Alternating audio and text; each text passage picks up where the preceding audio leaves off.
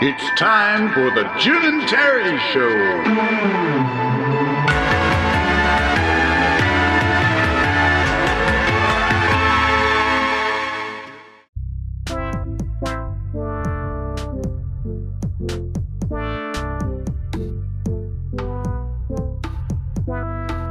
You know, the counter goes on this call before I even press the record button, so I don't know when to start talking, so we'll just start talking. The Jim and Terry Show, coming to you from the Hobbit Hole Studio in Bob Cajun and downtown Pefferlaw.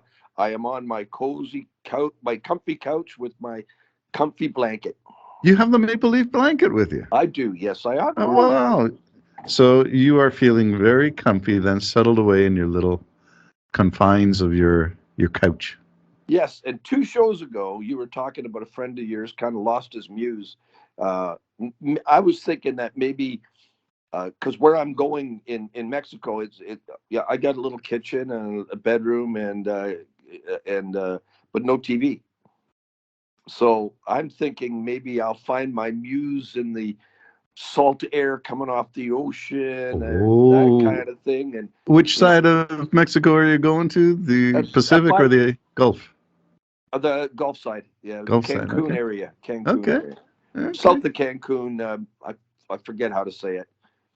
I'm going to find my muse. Let me replay that, how it sounds in my ears. I'm going to find my muse in this opulent Riviera of the Gulf of Mexico, being indulgent in all things decadent and lifestyle and choices.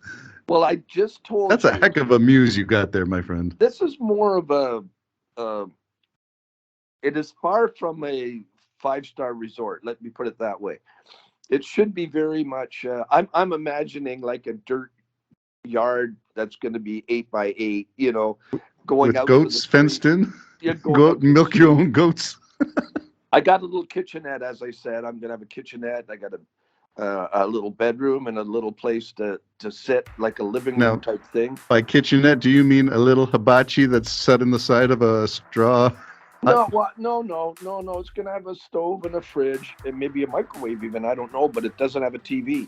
By fridge, you don't mean an icebox. You mean an actual electricity flowing in this place. Yes, it's got all of that. It should be good.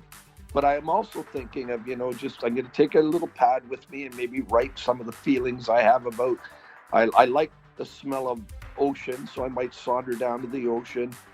I'll try to be careful. He told me, let me put it this way, there's a strip bar across the road. That's your reference point should you get lost, you know where that is? Yeah. Oh my goodness. Saunter back. But no, my friends have been going there for years upon years, and they've been inviting me for years upon years. I'm not staying with them. I have my own place, but I guess my point being, you said a friend of yours lost his muse. I haven't been busy enough to lose mine yet. I still got backlog things I want to record and some new stuff I've written. But thinking when I go there, what will my feel be? Will it be Spanish guitar? Will it be Beach Boy type, guitaring like the Ventures? Or what will that pull out of me? Maybe it's decadence. I'll see decadence and go look at the extravagance, and the decadence of man. I don't know what I'm going to get, but I'm hoping to get something. Let me put it that way. Very good. So and you're I'm looking hoping my girlfriend's gonna talk to me because I'm just going on my own. So. Oh, this is a solo retreat. Yeah, pretty well. Wow. Okay. Very interesting. I'm gonna have my friends there, but they're a different unit, and I'm also not going to impose myself on them. So they may have things they want to do, and I'm planning on being very bored. Kind of want that. I remember a while back we were talking. There was a whole research on boredom's not necessarily bad. It gets your mind thinking and thoughts and wonderings, and so I'm going with the plan of that. I'm hoping I will be enriched. I like that. Let me get this right. It's a vacation for planned boredom. Yeah. Somehow that's appealing to me. Planned boredom. I like that. Good for you. All right. So finding the muse in Mexico. Eminem. Whoa, I like it. See. There you go. Get yourself a little Mayan wisdom or a little Aztec wisdom. You're gonna go out and visit some ruins. I don't think so. I don't know. No. I mean, if they're going to go do something, they say, Jim, you want to come? If I think, if,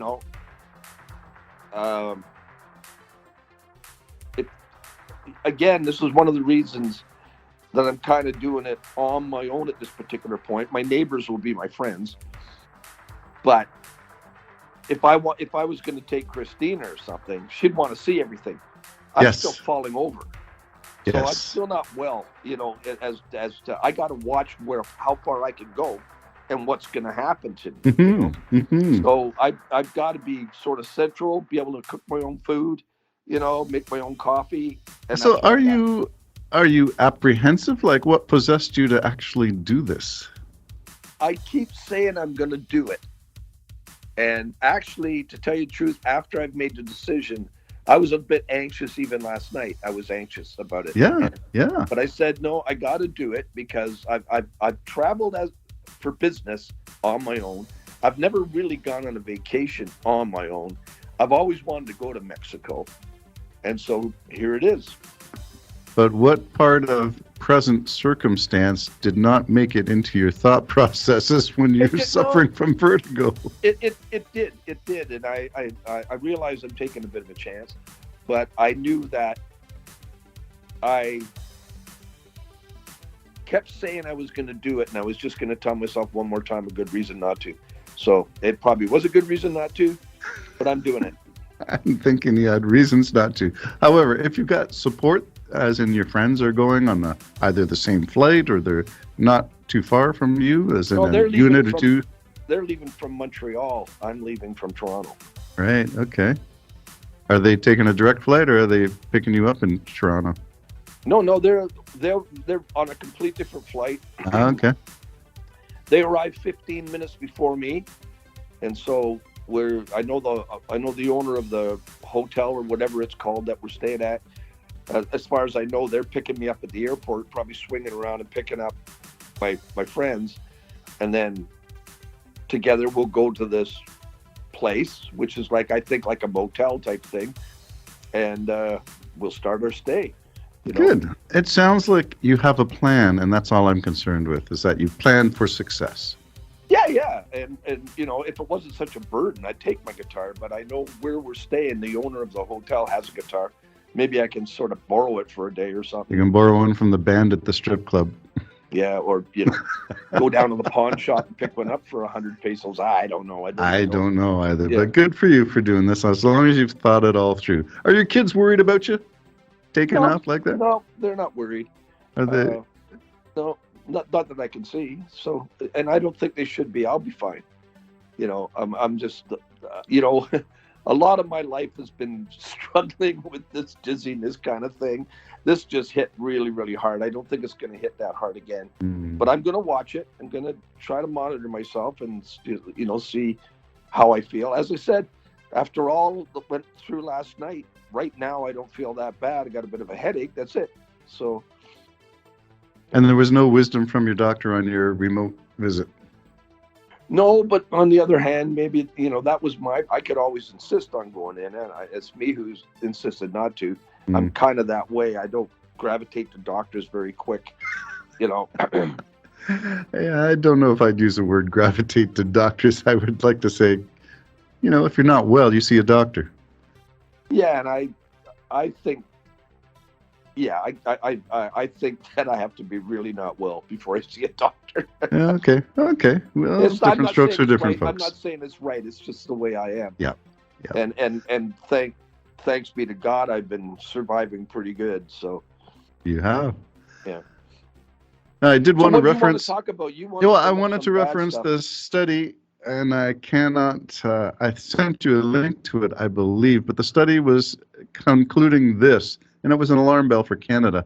And I've always felt it. I think you felt it.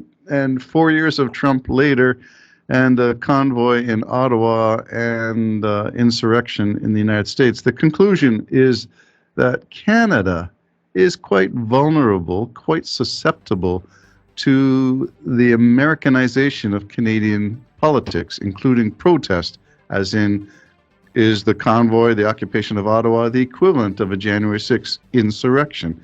What is the overlap of those things. Is American money flowing into protest movements in Canada? Who else is involved? Is cryptocurrency the way of funding protest out of the reach of governments? Well, I'm not sure where all of this goes, except I would tend to agree that we are becoming more and more like the United States.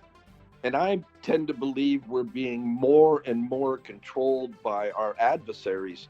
I believe they're the one that have found a way to stir the pot. They continue to stir the pot. We know that they've been involved. China's been involved with trying to influence our elections.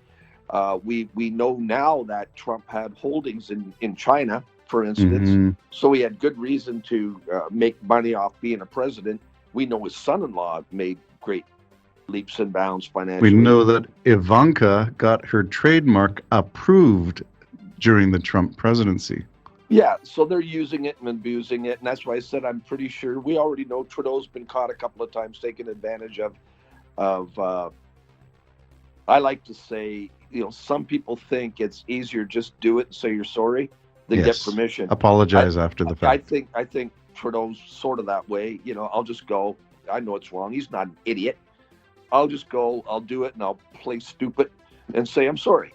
And so we got all this going on, but I think the people who are rising up in their various places, I think, are complete pawns and they don't know it. They'd be appalled at me saying it, but I honest to God do. I think it was birthed in Russia, birthed in China, birthed in all the nations that hate our guts, and they found a way to get gullible people to believe exactly what they want them to believe. The simple formula: divide and conquer. That's the simple formula. That's the overarching theme, but the details may reside in things like the prevalence of social media being consumed by the less, I don't want to say less educated, perhaps less desiring to check things out for themselves, less desired or inclined to, well, one of your kids said to me, I don't have time to go into all the research. And I said, I do, here's my advice. And I wonder whether social media is responsible. We do know that Facebook hosted a lot of Russian troll sites in the 2016 election cycle. Yep. We do know that a lot of Americans attended rallies that were put up by Russian trolls. And these things are facts. These are reportable items, public awareness. So I'm wondering to what extent we are our own worst enemies. Well, we are our own worst enemies, and those who say I don't have time to do that, they're right. They don't. There's such a flood of information. You're naturally going to be gravitating to what entertains you, or what or polishes your belief in some way. So I don't really blame them. I understand that.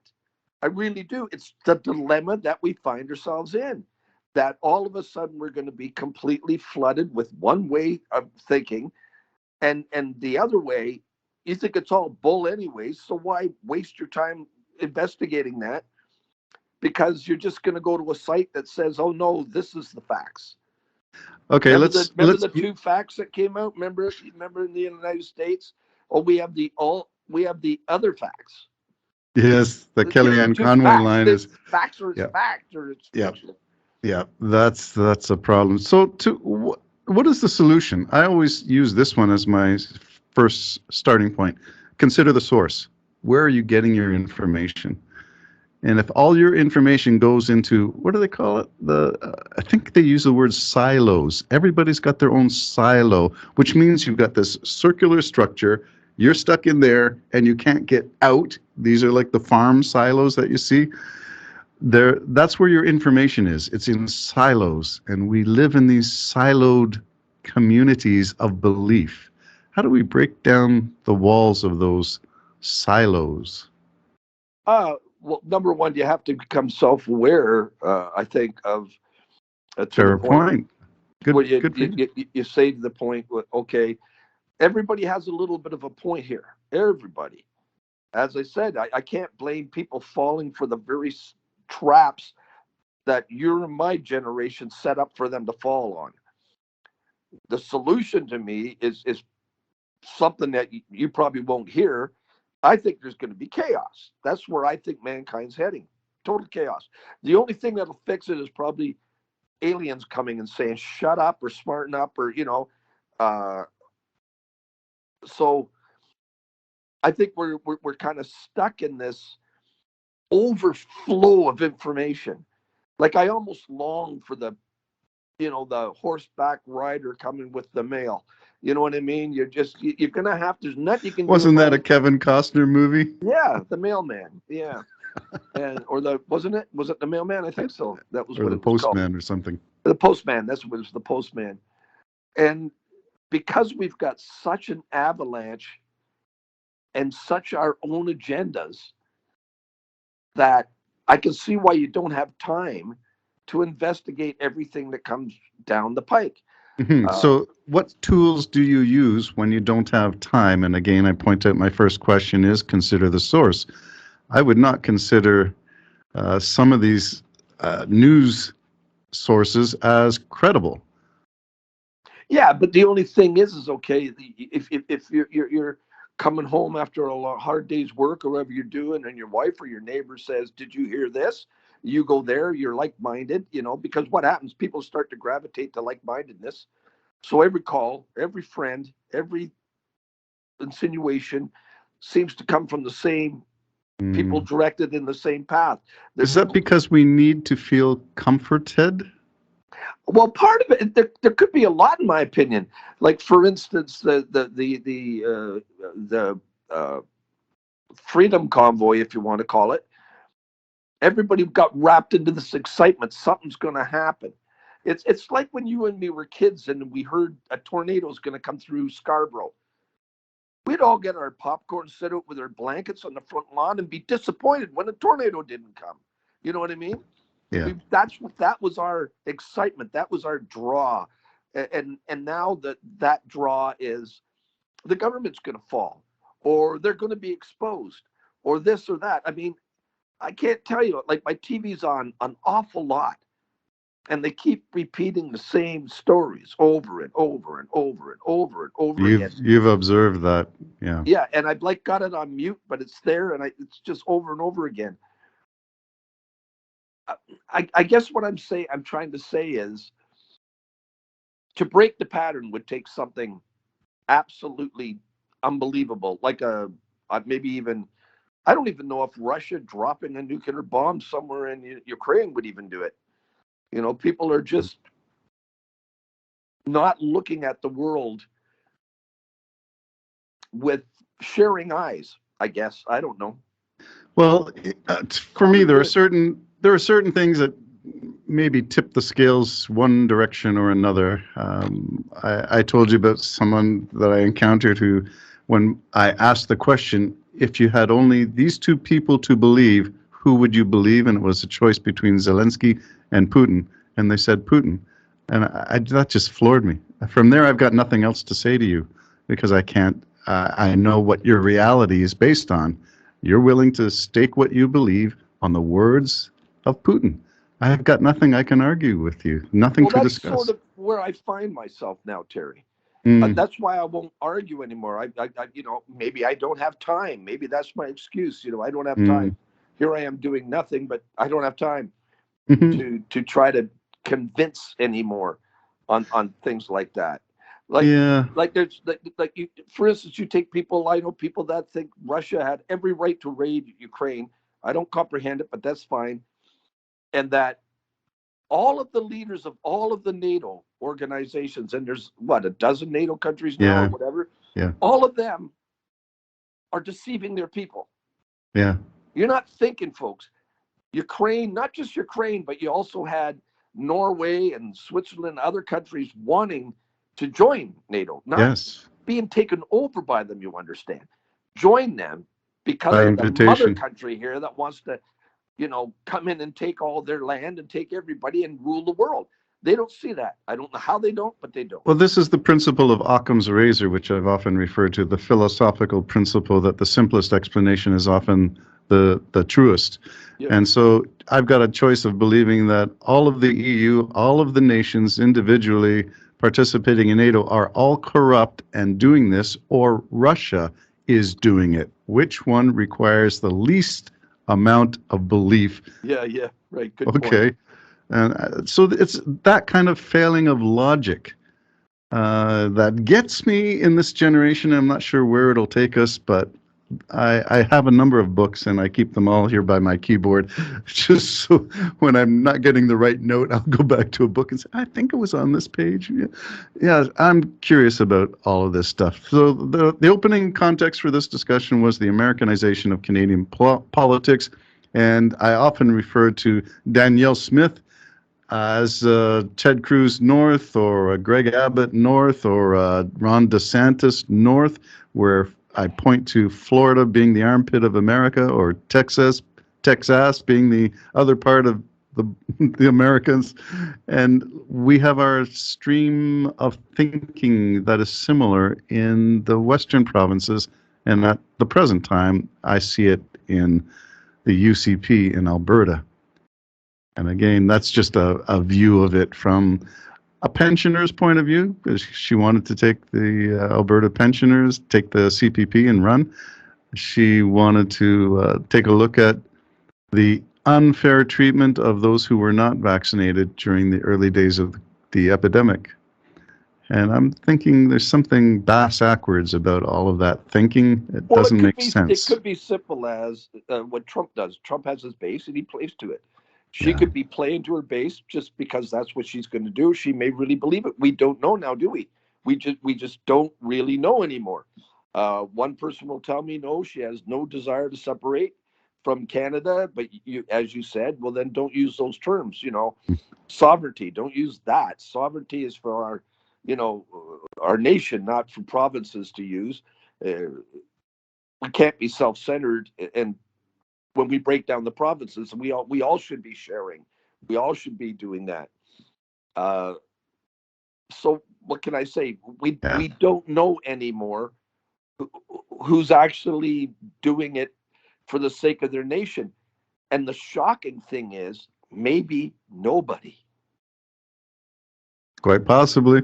That's the shocking thing. Maybe nobody. So I don't know where that ends up ending, other than our